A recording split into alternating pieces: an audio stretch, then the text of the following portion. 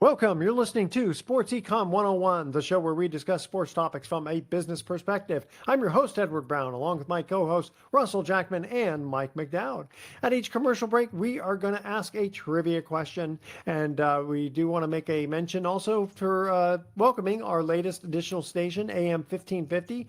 SLC Sports Radio in Salt Lake City and throughout the Salt Lake Valley, with a special thanks to their program director, Dino Costa. And Mike, in our next segment, we have a guest who's been on the show before. And why don't you tell us who's going to be on our show? Sure, he's truly, well, I want to say the incomparable, the one and only. We want to say hello to our friend Brian Sexton, who's standing by patiently in the Jaguar broadcast booth, bunker somewhere in Jacksonville, Florida. But Brian's great. He knows the game inside and out, long-time television voice and radio voice of the Jacksonville Jaguars. A friend of mine. And Brian, can't wait to talk to you. I know you're the good thing about Brian is he knows how to talk. He's a pro. He is a professional. We're going to have talking is not my problem. Stopping generally is, Mike. And stopping other people from talking is not my problem either. I just want to say hello to Dino Costa. I was just in Salt Lake City, and I know Dino. So couple of feels right at home. Spectacular place there. I'm in Atlantic Beach, Florida, where it's about 100 degrees warmer than it is in Salt Lake City these days. Yeah, my wife tells me I don't have a problem talking. I have a problem listening or something such like that. I don't know. Okay. I think we all do. It's a Y chromosome thing. Yeah, exactly. And when we come back, finally we get to start talking about football again, because we're getting into the, I guess by the time this show airs, we will have already had the baseball All-Star game, so we don't know who won it yet. But all right, audience, stay with us. You're listening to Sports Econ 101. Don't touch that dial. We are going to be right back.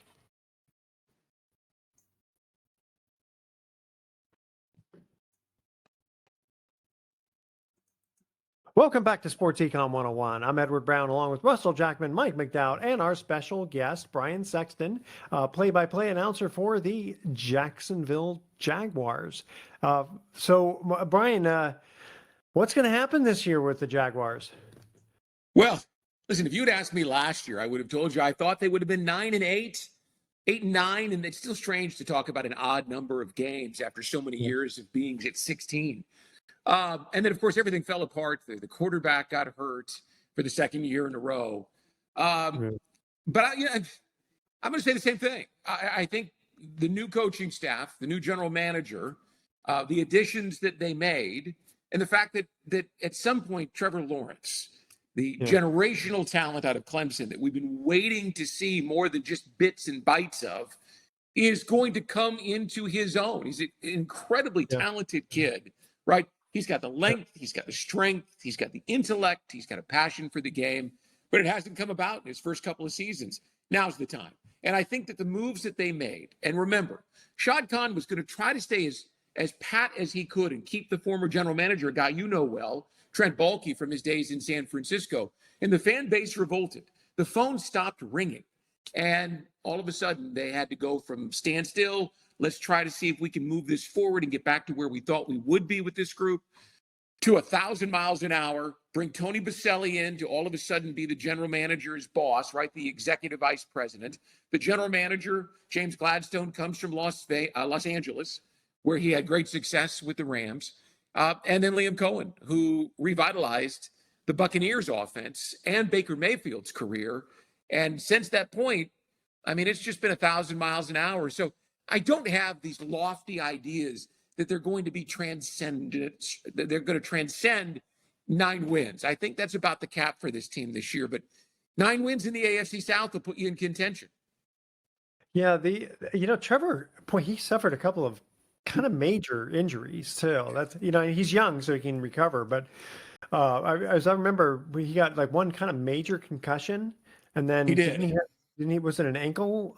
Listen, in Philly, he dove for a first down, and Zach Bond, their all-pro middle linebacker, just clocked him in the left shoulder. Non-passing arm, but separated it in sort of a funky way that required surgery.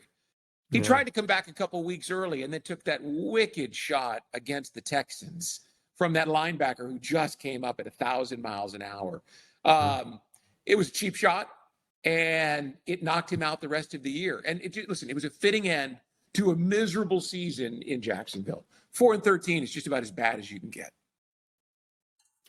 Except for the Bucks back in 1976 with 0-13 or whatever. I remember. Do you remember that what season. John McKay said, the former USC coach, what he said about that team? Russell, I bet you remember this. He was asked post-game, McDowd, I know you do too. He said, "What do you think about your team's execution today?" He said, "I'm all for it." Yes. I mean, I was going to ask you, with the way that, the Titans weren't very good, but it looks like the Texans are really the quality team in the AFC South. What do you think that Jacksonville has done to make themselves a better team than the Texans, or competitive with the Texans? Well, listen, they should be competitive with the Texans, but Russell, it's interesting. Since the Texans came into the league as an expansion team in 2002, the Jaguars have had a miserable record against them. They've always struggled against Houston. And it doesn't matter whether Andre Johnson was catching passes, right? Or whether it was C.J. Stroud slinging the ball all over the field. They just have struggled against this team for so many years. But they're not, and I say this with some respect, I saw Mark Vandermeer, their fine play-by-play man, in Park City when I was out there last week. He was on vacation in that neck of the woods as well. And we talked about it. The Jaguars and Texans aren't that far apart in talent, yet they have executed well. They have a great culture in the building because of D'Amico Ryans. And the Jaguars, and I really am a fan of Doug Peterson, but there's no culture the last 3 years. And you guys, you've all covered great football teams. And the Jaguars don't have any Super Bowl rings. But when you walk in the door at San Francisco or Pittsburgh or New England or Dallas, there's an expectation for the type of player you are, for how you are a professional, how you conduct your business day to day on the practice field, how you travel, all of those things, how you interact with the community. And I'm not saying that the Jaguars did it all poorly, but they didn't do it at a championship level. And I think D'Amico Ryans really instituted a level of culture in the building in Houston, at least that's what Mark Vandermeer tells me, that gave them a chance with a young quarterback to have some success. The Jaguars didn't have that. I really believe that Tony Boselli is the thread that ties this all together for Jacksonville this year. Russell, to answer your question, he goes back to the Coughlin days, 95, the expansion season through 2000, when they were a contender in the AFC every year. There's a level of toughness that he brings to the table, a level of expectation of how you prepare in the building and how you prepare when you go home, and that you go home. Wasn't you're Mark not out all night. Wasn't Mark Brunell the quarterback back then? You bet. Brunell and okay. Jimmy Smith and Fred Taylor. They had a 5-year run where they were as good as any team in football, and yet it fell off hard because of salary cap problems. And listen, they've really never recovered. In 2007, they made the playoffs. In 2017, they made the playoffs. In 2022, they made the playoffs. I mean, in the last 25 years, the Jaguars have really been among the lesser performing teams, and that's the nice way of saying bottom feeder, in professional football. But Tony Boselli, the Hall of Famer, is a guy who played the game. He's a nasty, wanted to take your head off offensive tackle. I think he's going to bring that kind of mentality into the building. There's plenty of talent. I know 4-13 wouldn't indicate that, but there's plenty of talent in Jacksonville. They just need someone to tie it all together, the culture, the talent level, the coaching, and I think Boselli's the guy to get it done. Didn't they lose a couple of games fairly, by inches, so to speak? They lost 10 games last year by one score. They lost 7 games by a field goal or less in the fourth quarter. Exactly. That's I remember that. Yeah, that 4-13 could easily have been like 9-8. Go ahead, Mike. But it wasn't. It wasn't because they weren't a mentally tough team. They weren't a group of guys that you guys know this. Our society in general lacks a certain grit. Maybe it's the fact that you can push a button and Amazon will deliver anything to your house. You don't have to get in the car in a rainstorm and drive to Home Depot to pick up something. It just shows up, right?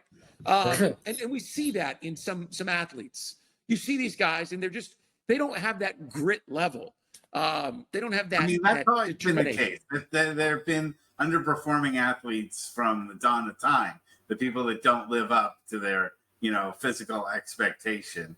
Yeah, but the money is a big thing because You bet in it is. those days, like Ted Williams used to have to get a job after the season, Edward, yeah, go ahead. I'm so glad you brought that up because Trevor Lawrence at the start of the 2023 season was made the highest paid quarterback, the highest paid player in the NFL, and his record was 21-22 with one playoff win, right? I mean, Yeah. there was a time, Russell, where if you wanted that big payday, you had to go earn it. You had to Yeah. create an opportunity based on your results on the field. Well, clearly, and listen, I'm a fan of Trevor. I think he's got all the ability in the world. And I understand that it's an 11-person offensive unit and it can't all fall on him. But when you're making $54 million a year and you get it with a losing record in one playoff win, it does sort of dampen the grit meter a little bit. When you go home to a huge home and you drive the biggest Cadillac and you're living the life and you haven't had to really grind it out to be paid like that, I think that's a problem with all of sports. Which There is are interesting. Very few Tom Brady's. And it's interesting because Jared Goff kind of came up quickly through the ranks, did well in LA, and then just faltered like crazy. And then he goes to Detroit and kind of picks that team back up again. Okay, you guys ready for our first trivia question here? And just as a reminder, Brian, if you know the answer, don't say anything quite yet. We'll see if you can come right back when we come back from the break with the answer. Which U.S. state has a park where visitors can hunt diamonds? I never even heard about that. All right. Email Edward at sportsecon101.com. See if you know the answer to this question. Which U.S. state has a park where visitors can hunt diamonds? I think after the show, we all got to go there, All right, audience, stay with us. You're listening to Sports Econ 101. Don't touch that dial. We are going to be right back.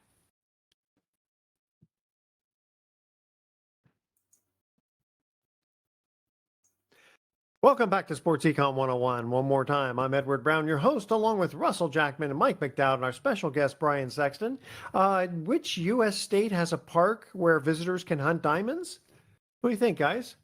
What state? How about Arkansas? Yes. Wow. Did you know that? Well, I did know that. They're not necessarily real diamonds, but they're Arkansas diamonds. I'm from Kansas and Missouri, Okay. and All I right. grew up doing a lot of camping with the Boy Scouts down in the Ozarks, and I remember hearing about Arkansas diamonds. What kind of Okay. diamonds? All right. How many? Well, listen, I'm not a geologist. I just know that it's kind of like iron pyrite, right? Fool's gold. Yeah, If you go up to yeah. the Black Hills of South Dakota, you see all these rocks in the stream bed and you think it's gold. No, it's iron pyrite. Well, when I gave my wife her diamond ring, I told her now she had more carats than Bugs Bunny. Go ahead, Mike. You were going to ask Brian a question? Very, very, very good, very good. Like Well, that one, first of all, I'm kind of disappointed. I don't get, I don't get to show my beautiful mug today. I'm playing I get to use the art form of radio to communicate to Brian. Brian, one of the beautiful things about what you do, and I consider you, first of all, a friend. Yep. But I love your story. We want to talk Jaguars football, but I also want to talk about Brian Sexton, the man, the broadcaster, the husband, the father. You're in your 32nd year coming up, 32nd NFL season, and you've been with the Jaguars. I believe you became. Were you the youngest play-by-play guy in NFL history at 25?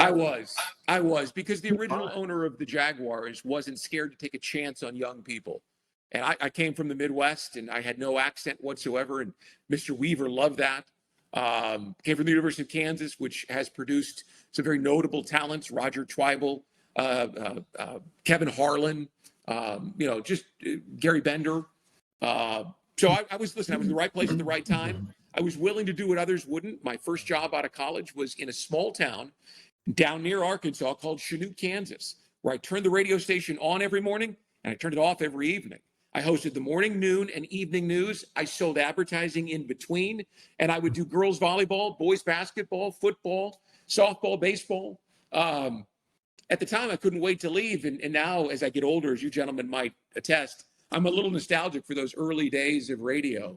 It's a special medium, Mike. I know it is to you as well. And I was blessed to be in the place where I got to go to Jacksonville, and Mr. Weaver gave me a chance, and it's been a dream for 30 years. A kid from Kansas living in Atlantic Beach, Florida. You had to prove yourself. I mean, if you didn't do well, he wasn't going to keep you. Yeah, no, that's right. Listen, that's right. And Tom Coughlin, and you guys probably all have had a mentor in your life who helped guide you to where you are today. Mine was Tom Coughlin. He was coaching the Jaguars as an expansion team, but he was also coaching me on how to be a broadcaster, how to deal with a head coach who didn't have a lot of patience and could really make an hour-long radio show miserable for the host when the coach would answer every question yes or no.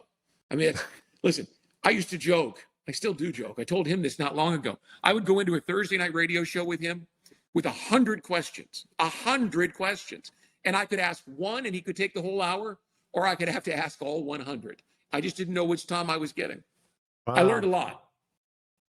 Well, you have to Brian, you're kind of selling yourself short. I mean, and I'll say this, and you fill us in with all the incredible details. But I said it last time. I'm going to say it again.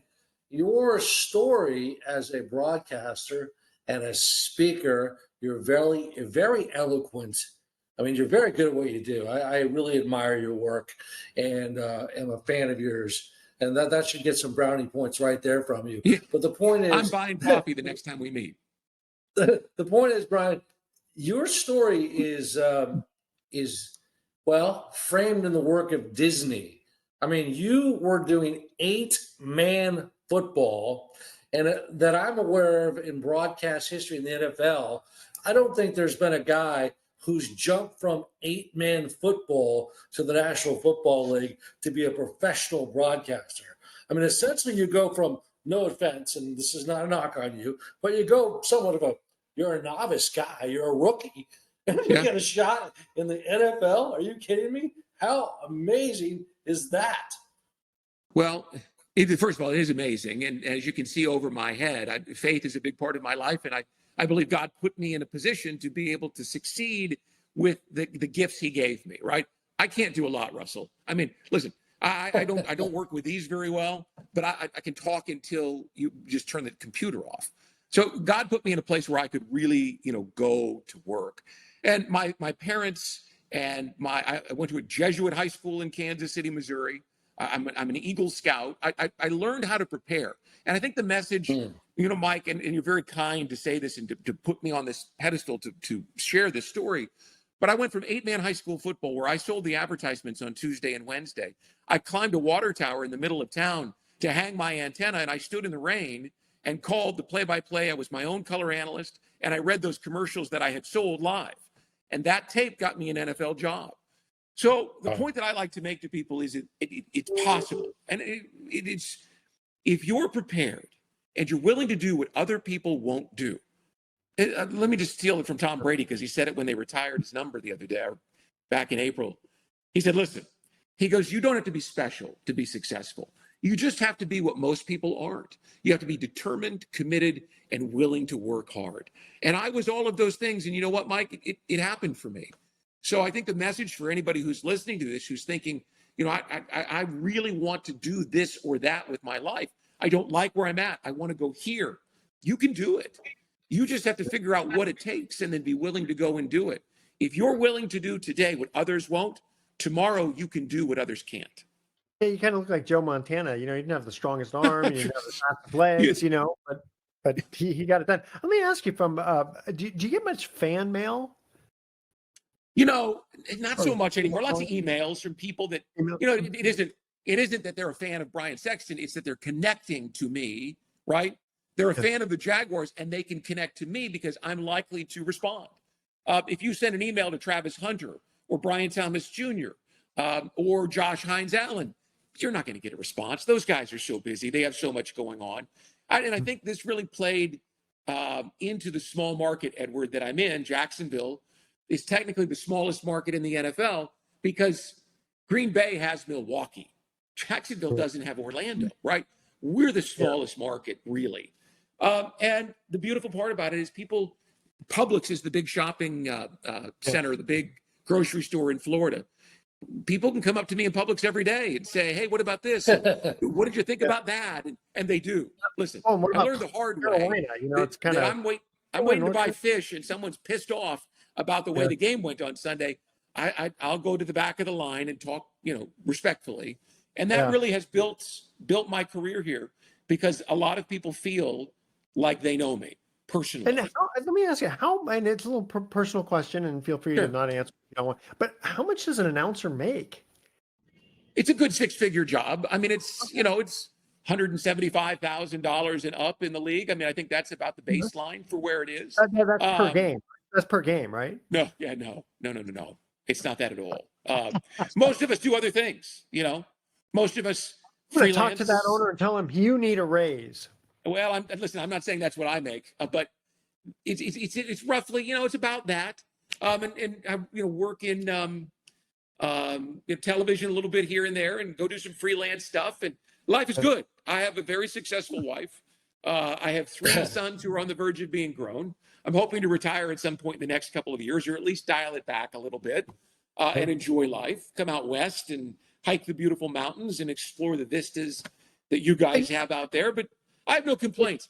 My Yeah, I chosen was career. thinking. Well, I was going to ask you that besides like the actual announcing of the game, I got to think Yeah. that you get invited to go to various places where the players are going to be to announce such and such.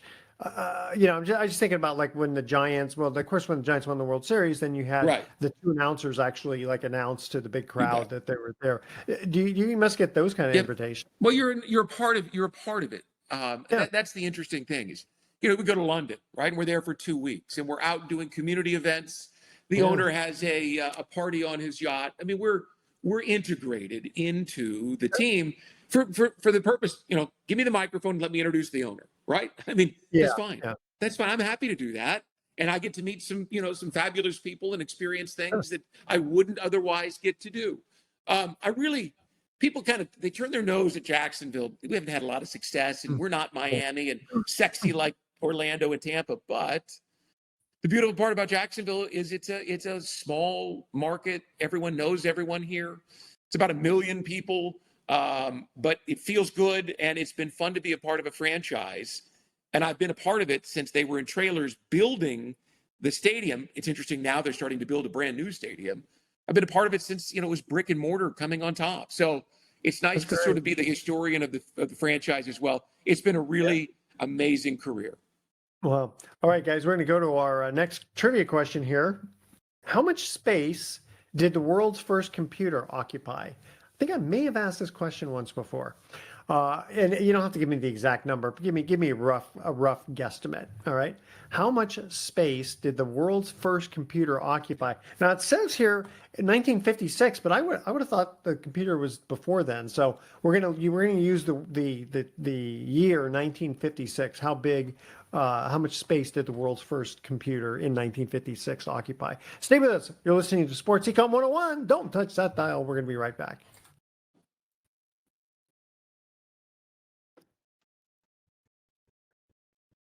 Welcome back to Sports Econ 101. Edward Brown, along with Russell Jackman, Mike McDowd, and our special guest, Brian Sexton. All right, guys, in 1956, how much space did the world's first computer occupy? Now, Russell should know this. Entire office floor, didn't it? Give me the rough square footage if you can. Like 100 by 100.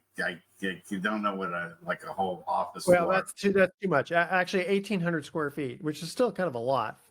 And now get this: 20,000 vacuum tubes, 1,500 relays, 10,000 capacitors, something like I guess a flux capacitor. 100 like by that. 100, by the way, is 1,000 square feet. So no, 100 by 10 is 1,000 feet. 100 by 10. Sorry, 100 is 10,000 feet. Yes, and 70,000 resistors. Okay, now before we get back to sports here, this is kind of funny. All right, so this is going to be sort of a little bit of economic type thing, okay? Here's the various definitions using cows. All right, socialism, you have 2 cows, you give 1 cow to your neighbor.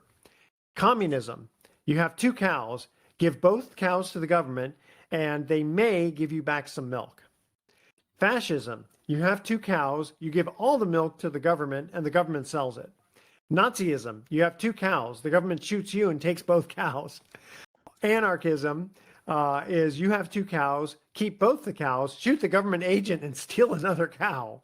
And then capitalism, you have 2 cows, sell 1 cow, and buy a bull. That's pretty good. I like All that one. right, all right. I like Does I'll that take work? capitalism. Thank you. Works for me. Hey, Yeah, go ahead. hey, an important question for, I guess, Brian Sexton, who, of course, is with us live in the beautiful metropolis of Jacksonville, where I'm located. And Brian, happy to have you on this show. I like to say, we go coast to coast, border to border, and of course, overseas with our U.S. military. But, the question that if I don't ask you this, people are going to say, you're an idiot.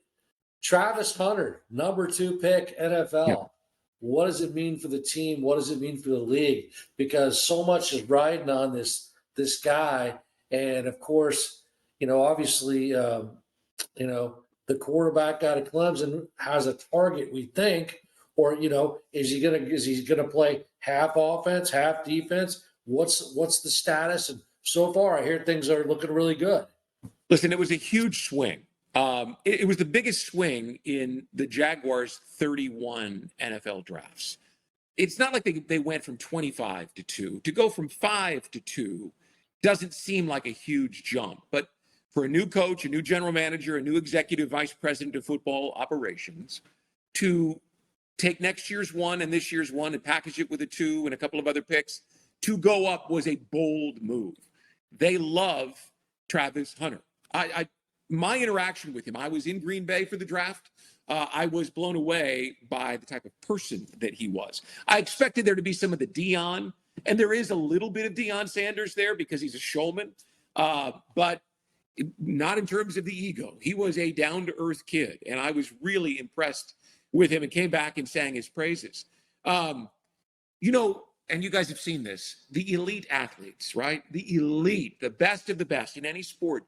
When you watch them just walk, you notice that they move differently. They are bioengineered different than the average person. And when you watch Travis Hunter, whether it's walking, running a route, covering a defensive back, whatever he's doing, he is an effortless athlete. I don't know how much he's going to play. They've said he's going to be primarily offense with a splash of defense. But Travis keeps saying he's going to play both ways and he wants to play every snap. Now that's ambitious, because when you're a college athlete way above everyone else's level, which he was, you can do that because you don't have to practice during the week. But in the NFL, you must practice on Wednesday and Thursday if you're going to play well on Sunday. And it's so much work to master one position, to take the transition from Saturday to Sunday at one spot and to be able to digest it and go out and play. To do it at 2 would be a remarkable achievement. Now, I haven't run into anybody in the building. Around, right? Yeah. Listen, I haven't had anybody in the building tell me they don't think he can do it. But he's going to have to take extra meetings. He's going to have to take the iPad home and work on one position or the other at home. He was a student at the University of Colorado, graduated before he showed up in May, has a tremendous work ethic, wants to be the best. So I give him great odds.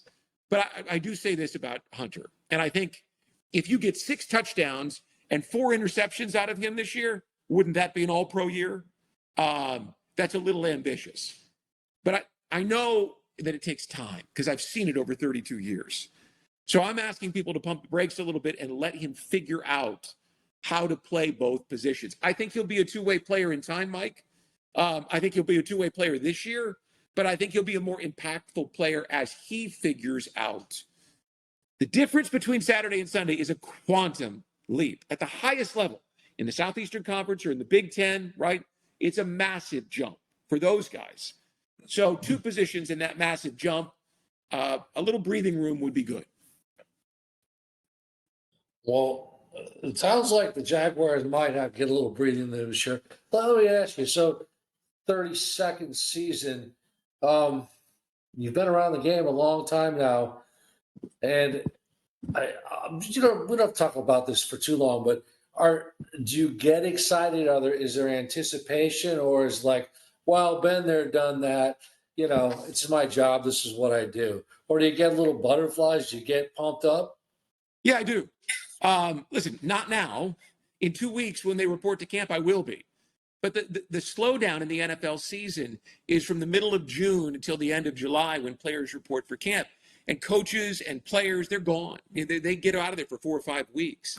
And that time is precious. And it's my time too. So I try to savor every day until the 23rd, which is when the Jaguars open training camp.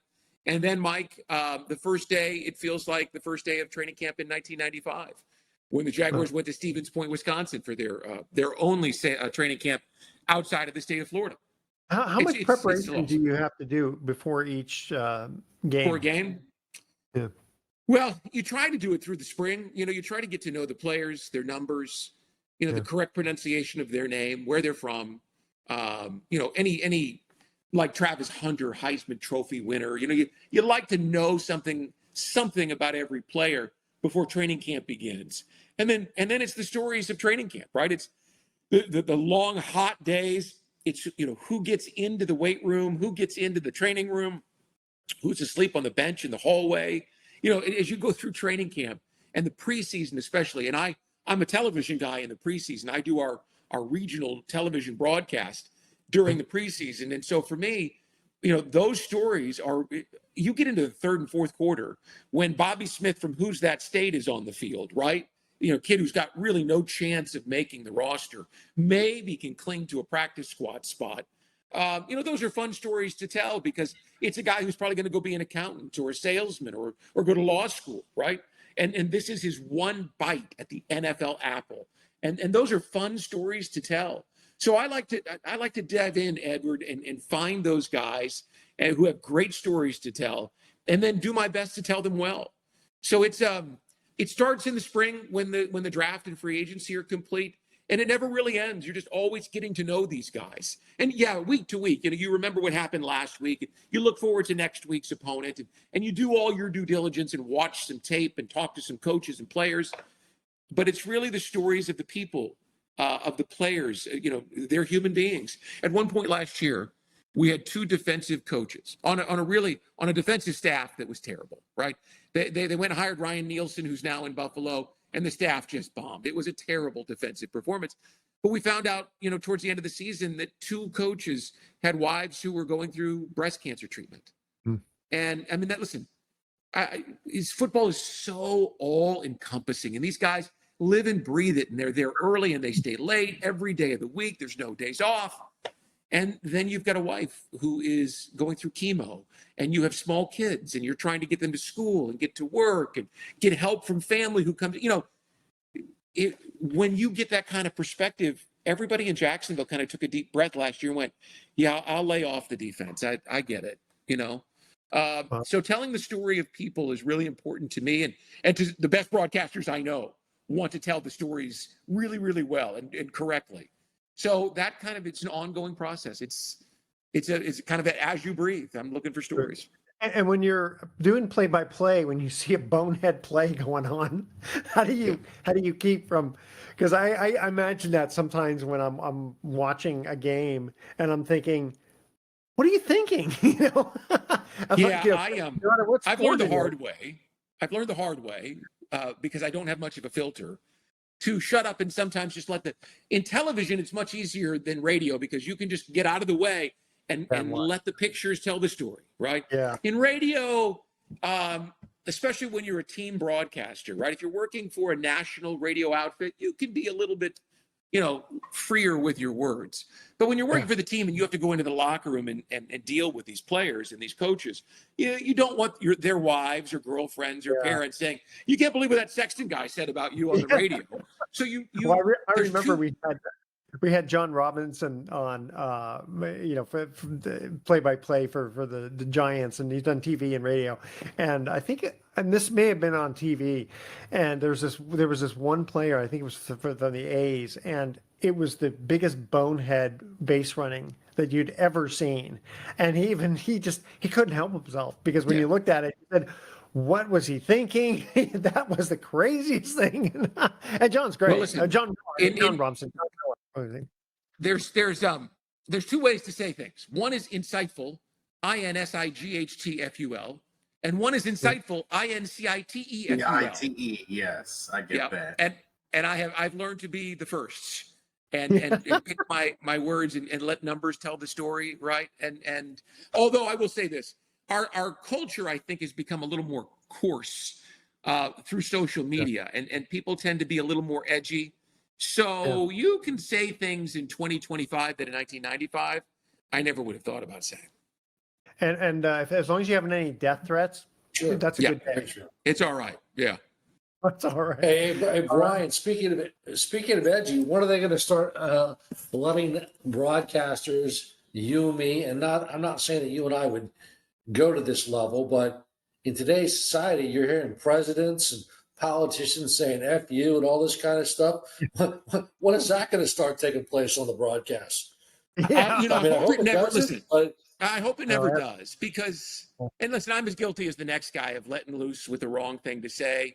But it's just, as a broadcaster, as broadcasters, gentlemen, I think we could probably all agree that there's a standard when you're behind the microphone of how to conduct yourself. Well, there's And also FCC, FCC regulations. Howard Cosell never works blue. Howard Cosell never works blue. Yeah. Howard told some blue stories at dinner. I was at a dinner once in Canton, Ohio, where I heard him tell a couple of stories. But no, never on the air. Never on the air. This is recorded. I one time had an attorney on the show, and he dropped an F-bomb. And, I forgot to tell him, by the way, you can't swear. And so, unfortunately, I found out where it was. Okay, guys, ready for our third trivia question? This one's kind of hard. What was the city of Boston originally called? This is not going to help you, but I'll give you a hint. It was derived from the three hills that characterize the area. I don't think anybody knew how to spell it, so they renamed it Boston. But that's our trivia question. Stay with us, Sports Econ 101. We'll be right back with some closing comments. Don't touch that dial.